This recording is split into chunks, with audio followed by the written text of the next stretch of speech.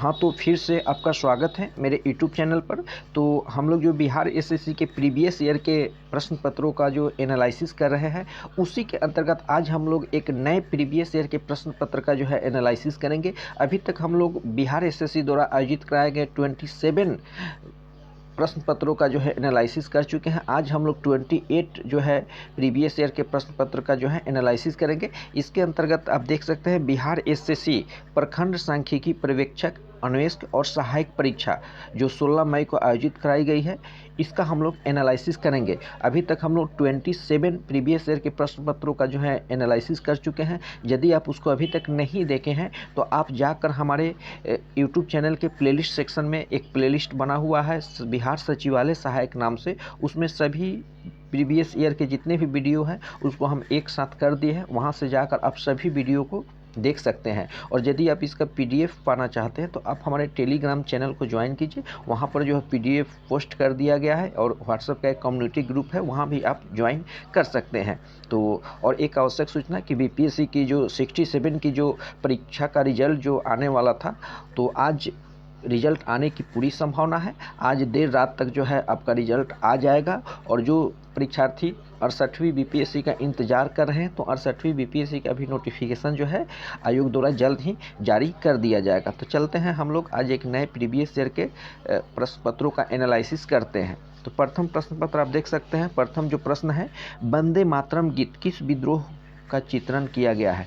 तो जो वंदे मातरम गीत है इसमें सन्यासी विद्रोह का चित्रण किया गया है और वंदे मातरम जो है बंकिम चंद्र चटर्जी द्वारा लिखी गई है। नेक्स्ट है कि भारतीय संविधान में किस आधार पर आरक्षण प्रदान किया गया है? तो हमारे देश का जो संविधान है उसमें जाति के आधार पर जो है आरक्षण प्रदान किया गया है। अभी हाल ही में ईडब्ल्यूएस का जो आरक्षण था काफ़ी चर्चा में रहा था, क्योंकि यह सुप्रीम कोर्ट में भी चला गया था। तो सुप्रीम कोर्ट ने हालांकि ईडब्ल्यूएस आरक्षण को जो है वैध करार दिया है, तो इससे प्रश्न बनने की पूरी संभावना है। तो ईडब्ल्यूएस जो आरक्षण मिला था, एक केंद्र सरकार जो था 2019 में संविधान में संशोधन करके संविधान में 103वां 103 संविधान संशोधन करके जो था आपका ईडब्ल्यूएस को 10% रिजर्वेशन दिया था, उसको लेकर सुप्रीम कोर्ट में मामला पहुंच गया। तो सुप्रीम कोर्ट ने भी इस रिजर्वेशन को जो है वैध करार दिया है। नेक्स्ट है कि किस खिलाड़ी को उत्तर प्रदेश का पहला कांसीराम खेल रत्न अवार्ड मिला? तो ये रुद्र प्रताप सिंह कांसीराम जो थे ये उत्तर प्रदेश के पूर्व मुख्यमंत्री हुआ करते थे।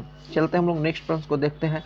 यूरो नॉर्म्स का संबंध किस क्षेत्र से है? तो प्रदूषण नियंत्रण से है। महात्मा गांधी को सबसे पहले राष्ट्रपिता से संबोधित किसने किया था? तो सुभाष चंद्र बोस जो थे महात्मा गांधी को राष्ट्रपिता से संबोधित किए थे। और महात्मा गांधी दक्षिण अफ्रीका से वापस कब इंडिया आए थे? तो 9 जनवरी 1915 को आए थे। और उसी उपलक्ष्य में प्रति वर्ष हम लोग जो है 9 जनवरी को जो है प्रवासी दिवस मनाते हैं। और इनका चंपारण जो महात्मा गांधी का चंपारण सत्याग्रह है, वो बिहार के जितने भी एग्जाम होते हैं उससे प्रश्न पूछा ही जाता है। तो बिहार के जो राजकुमार शुक्ल थे, इनकी मुलाकात जो है महात्मा गांधी से आपका लखनऊ में होता है। और वहीं लखनऊ में किसानों की दुर्दशा के मैटर पर चर्चा करते हैं और महात्मा गांधी द्वारा आश्वासन मिलता है कि हम चंपारण आएंगे और उसके लिए सत्याग्रह करेंगे। और वहीं 1917 में जो है महात्मा गांधी चंपारण सत्याग्रह करते हैं, जिसको हम लोग 3 कठिया प्रणाली के नाम से जानते हैं। नेक्स्ट प्रश्न है कि कूका आंदोलन कहाँ से संबंधित था? तो कूका आंदोलन जो था आपका पंजाब में हुआ था। ये पैसेज टू इंडिया पुस्तक किसकी रचना है? तो E.M. फोस्टर की है। कोपेनहेगन किस देश की राजधानी है? तो डेनमार्क। कोपेनहेगन सम्मेलन आप लोग बार बार सुनते हैं, तो ये जो कोपेनहेगन है ये डेनमार्क का क्या है? राजधानी है। नेक्स्ट प्रश्न हम लोग देखते हैं। भारतीय सुरक्षा तंत्र में ध्रुव क्या है? तो ये उच्च तकनीक हेलीकॉप्टर। ध्रुव जो है हाई टेक्नोलॉजी से बना हुआ क्या है? हेलीकॉप्टर है। आज नवरत्न का क्या अर्थ है? तो नवरत्न कंपनी का आप लोग बराबर समाचार पत्रों में नाम सुन रहे होंगे। तो केंद्रीय लोक उद्यम विभाग द्वारा कंपनियों को दिया गया दर्जा। सारनाथ स्थित स्तंभ का निर्माण किसने करवाया था? तो अशोक। ये प्रश्न प्रीवियस ईयर में हम लोग बहुत बार एनालिसिस किए कि सारनाथ में जो स्थित स्तंभ था इसका निर्माण किसके द्वारा करवाया गया? अशोक के द्वारा करवाया गया। हरिजन बंधु नामक पत्रिका का नाम बदलकर क्या रखा गया? तो हरिजन रखा गया। किस भारतीय भाषा को बोलने वाले लोगों की संख्या विश्व में हिंदी के बाद सबसे अधिक है? तो हिंदी के बाद सबसे अधिक जो है बांग्ला भाषा बोलने वाले लोगों की संख्या हिंदी के बाद सबसे अधिक है। शब्द ईड किससे संबंधित है? तो ये जो है आत्म मोह से संबंधित है। स्वर्णिम चतुर्भुज योजना किस क्षेत्र से संबंधित है? तो ये सड़क मार्ग से। स्वर्णिम चतुर्भुज योजना जो है सड़क मार्ग से संबंधित योजना है। किसने दीन ए इलाही धर्म को स्वीकार किया था? तो सबसे पहले बीरबल जो था ये प्रथम हिंदू था जिन्होंने दीन ए इलाही धर्म को स्वीकार किया था। National gallery of modern art कहाँ स्थित है? तो ये नई दिल्ली में है। National gallery of modern art जो है नई दिल्ली में है। नेक्स्ट प्रश्न हम लोग देखते हैं, अभी हम लोग चर्चा ही किए। महात्मा गांधी का चंपारण आंदोलन कब सफल रहा? तो 1917 में सफल रहा। सर्वप्राचीन विधि ग्रंथ कौन है? तो मनुस्मृति। मनुस्मृति जो है सबसे पुराना जो है विधि का ग्रंथ है। गुप्त संवत कब प्रारंभ हुआ? तो 319 ईस्वी में गुप्त संवत प्रारंभ हुआ। सर्वेंट्स ऑफ इंडिया सोसाइटी किससे संबंधित है? तो गोपाल कृष्ण गोखले से संबंधित है। मीनाक्षी मंदिर कहाँ है? तो ये मदुरई में है। और मदुरई कहाँ पर है? तो तमिलनाडु राज्य में है। हुनूज दिल्ली दुरस्त, अभी दिल्ली दूर है, किसने कहा था? तो निजामुद्दीन औलिया ने कहा था कि हनूज दिल्ली दुरस्त यानी अभी दिल्ली दूर है। गुप्त वंश का संस्थापक कौन था? तो श्रीगुप्त। श्रीगुप्त जो था गुप्त वंश का संस्थापक था। तोलकपियम किस से संबंधित है? तो ये व्याकरण से संबंधित है। अगले प्रश्न को हम लोग देखते हैं। 1857 का विद्रोह के समय भारत का गवर्नर जनरल कौन था? तो लॉर्ड कैनिंग। 1857 का जो विद्रोह है आपके परीक्षा के लिए काफ़ी इंपॉर्टेंट है। किसके शासनकाल में सबसे अधिक मंगोलों का आक्रमण हुआ था? तो मोहम्मद बिन तुगलक। मोहम्मद बिन तुगलक के शासनकाल में मंगोलों का जो आक्रमण था सबसे अधिक बार हुआ था। नेक्स्ट है कि दिल्ली सल्तनत की दरबारी भाषा क्या थी? तो दिल्ली सल्तनत की दरबारी भाषा अरबी थी। दिल्ली सल्तनत की दरबारी भाषा क्या थी? अरबी थी। दक्षिण भारत का सर्वोच्च पर्वत शिखर कौन है? तो दोदा बेटा। दक्षिण भारत का सर्वोच्च पर्वत शिखर कौन है? दोदा बेटा है। काराकोरम पर्वत श्रेणी का पूर्व नाम क्या था? तो कृष्णगिरी। काराकोरम जो पर्वत श्रेणी है इसका पूर्व पहले का नाम जो था कृष्णगिरी नाम से जाना जाता था।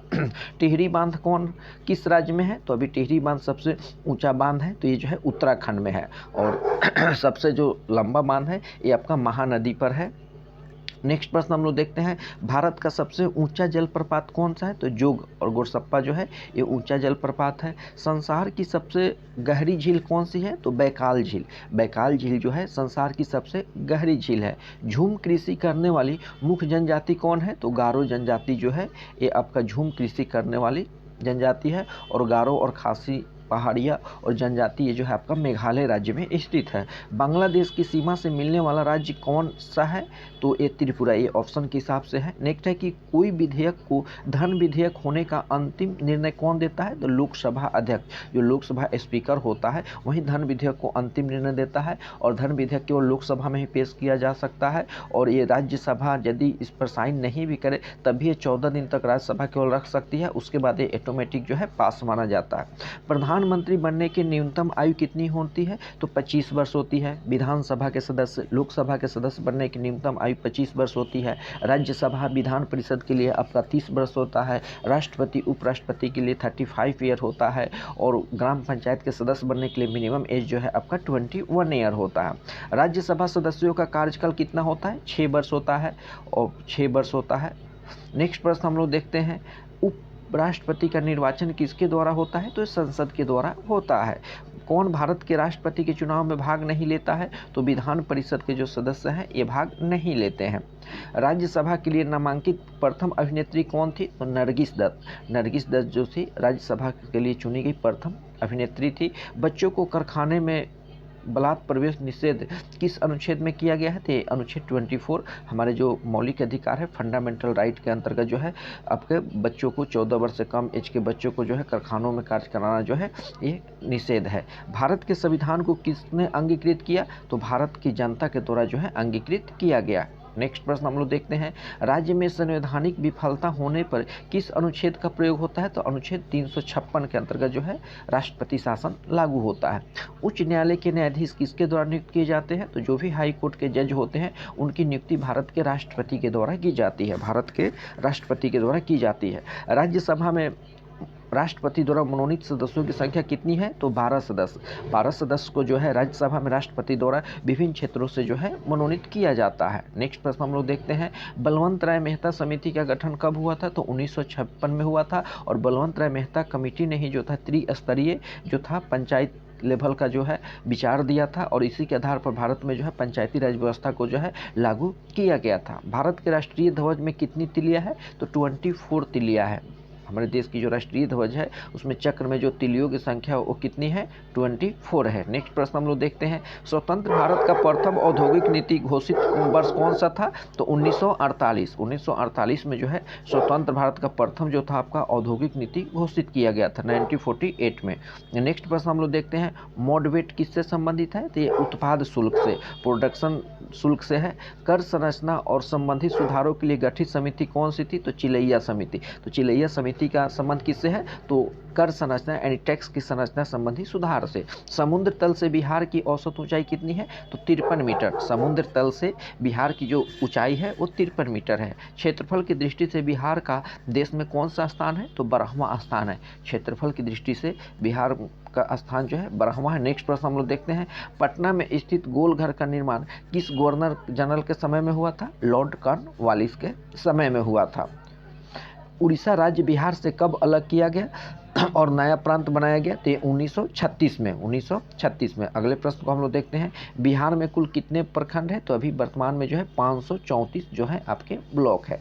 प्लाईवुड का कारखाना बिहार में कहाँ स्थित है? तो हाजीपुर जो वैशाली जिला में स्थित है, यहाँ पर प्लाईवुड का कारखाना स्थित है। नेक्स्ट प्रश्न हम लोग देखते हैं, माई कंट्री माई लाइफ पुस्तक के लेखक कौन है? तो लाल कृष्ण आडवाणी द्वारा एक पुस्तक लिखी गई थी जिसका नाम था माई कंट्री माई लाइफ, मेरा देश मेरा जीवन। डेविस कप का संबंध किससे है? तो लॉन टेनिस। लॉन टेनिस से संबंध जो है डेविस कप का है। किसकी पांडुलिपि किसकी जो पांडुलिपि है यूनेस्को की सूची में जो है ये शामिल किया गया है? तो आपका ऋग्वेद। नोबेल शांति पुरस्कार विजेताओं का चयन जो है किस समिति देश में किया गया? तो नॉर्वे। अगले प्रश्न को हम लोग देखते हैं, एशिया का सबसे पुराना स्टॉक एक्सचेंज कौन सा है? तो टोक्यो। टोक्यो। 1, 2, 3 समझौता किससे संबंधित है? तो ये परमाणु समझौता। यूएनओ की आधिकारिक भाषा कितनी है? तो 6 इसकी आधिकारिक भाषा है। किस राज्य में बौद्ध धर्मावलंबी दूसरे नंबर पर है? तो अरुणाचल प्रदेश में है। अमेरिका के राष्ट्रपति अधिकतम कितनी बार निर्वाचित हो सकते हैं? तो ये 2 बार से अधिक राष्ट्रपति नहीं बन सकते हैं और भारत में कोई लिमिटेशन नहीं है। My name is Khan film के निर्देशक कौन थे? तो करण जौहर। चांद का मुंह टेढ़ा पुस्तक के लेखक कौन है? तो गजानन माधव मुक्ति बोध। अखबारी कागज के उद्योग के लिए विख्यात शहर कौन है? तो नेपानगर। कजरी लोक नृत्य कहाँ पर फेमस है? तो ये उत्तर प्रदेश में आपका कजरी लोक नृत्य फेमस है। नेक्स्ट प्रश्न हम लोग देखते हैं, शून्य की पहचान सबसे पहले किस भारतीय गणितज्ञ ने किया था? तो आर्यभट्ट ने किया था। हेपेटाइटिस किस अंग से संबंधित बीमारी है? तो लीवर यकृत से संबंधित बीमारी है। सूर्य की किरण पृथ्वी पर कितनी देर में आता है? तो 8 मिनट 5 सेकंड में आता है। इंद्रधनुष के 7 रंगों के बीच का रंग कौन सा है? तो हरा है। कोबाल्ट 60 किस किरण का प्रयोग कैंसर निदान में किया जाता है? तो अल्फा रे। कोबाल्ट 60 का प्रयोग जो है कैंसर उपचार के लिए किया जाता है। नेक्स्ट प्रश्न है कि पानी का घनत्व किस ताप पर अधिकतम होता है? तो ये जो है -4 डिग्री सी पर पानी का तापमान जो है अधिकतम होता है। उष्मा का सबसे अच्छा चालक कौन है? तो चांदी। चांदी जो है उष्मा का सबसे अच्छा चालक है। दांतों में क्या होता है? तो कैल्शियम। कैल्शियम होता है।